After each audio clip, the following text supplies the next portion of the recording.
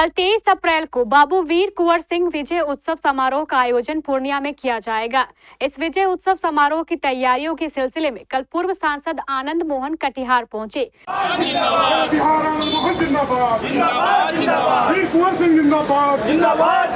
महाराणा प्रताप जिंदाबाद, जिंदाबाद जिंदाबाद, करनी सेना जिंदाबाद, जिंदाबाद जिंदाबाद, शक्ति एकता जिंदाबाद, जिंदाबाद जिंदाबाद, आनंद मोहन जिंदाबाद, जिंदाबाद जिंदाबाद।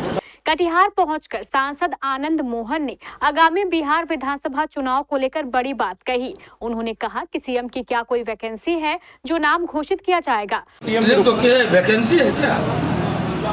सीएम की कोई वैकेंसी है? नीतीश जी ने एक बीमारू प्रदेश को,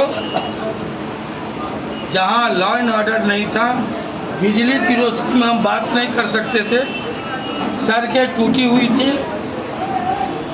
कानून व्यवस्था चौपट थी, जहां अपहरण, फिरौती, हत्या, खुरेजी, नरसंहार, जनसंहार बिहार की नियति थी।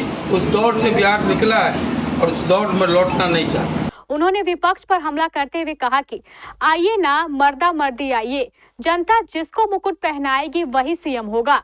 आइए चुनाव में मर्दा मर्दी आइए, जिसको जनता मुकुट पहना देगी सीएम वो होगा। यह किसने बताया कि राहुल गांधी और तेजस्वी यादव या लालू यादव या खड़गे साहब बैठकर सीएम तय कर देंगे? सीएम बिहार की जनता तय करती है, वही करेगी। कटिहार पहुंचने पर पूर्व सांसद आनंद मोहन का फूल का गुच्छा और शॉल ओढ़ाकर स्वागत किया गया। सांसद श्री आनंद मोहन सिंह जी का करनी सेना के अध्यक्ष सत्यम समदर्शी जी बुके देकर स्वागत कर रहे हैं।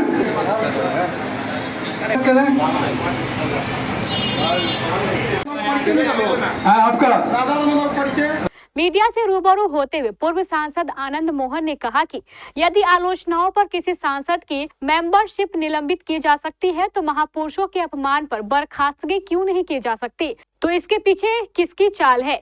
संविधान इसकी इजाजत नहीं देता है। अगर आलोचना और असंसदीय भाषा के उपयोग पर किसी सांसद की मेंबरी निलंबित की जा सकती है तो महापुरुषों को के अपमान पर बर्खास्तगी क्यों नहीं होगी? अगर नहीं होता है तो इसके पीछे कौन, किसका मौन है, किसकी चुप्पी है? निश्चित तौर पर ऐसे में स्पीकर कटघरे में आएंगे, लोग सवाल खड़ा करेंगे। ये जनतंत्र है, लोकतंत्र है, लोग चुप नहीं रहेंगे, चुप सवाल खड़ा करेंगे सभापति पर, तो उनके सामने गालियां देके लोग निकल जाते हैं और कुछ नहीं होता। क्या कुछ कहा है पूर्व सांसद आनंद मोहन ने, चलिए आपको सुनाते हैं। ये जो लगातार महापुरुषों का अपमान हो रहा है, कभी राणा सांगा का अपमान, कभी पद्मिनी का अपमान, कभी ठाकुर का कुआं लेके लोग आते हैं, कभी आप देख रहे हैं कि कुदसिया पार्क में या नागपुर में महाराणा प्रताप की प्रतिमाएं खंडित की जाती हैं। ये जो एक ट्रेंड चला है, एक फैशन चला है कि किसी के मुंह से कुछ डायलॉग डलवा के और सामाजिक ताने बाने को, सद्भाव को छिन्न भिन्न किया जाए। आज समय का तकाजा है, इस पर सख्त कानून बने, क्योंकि संविधान इसकी इजाज़त नहीं देता है।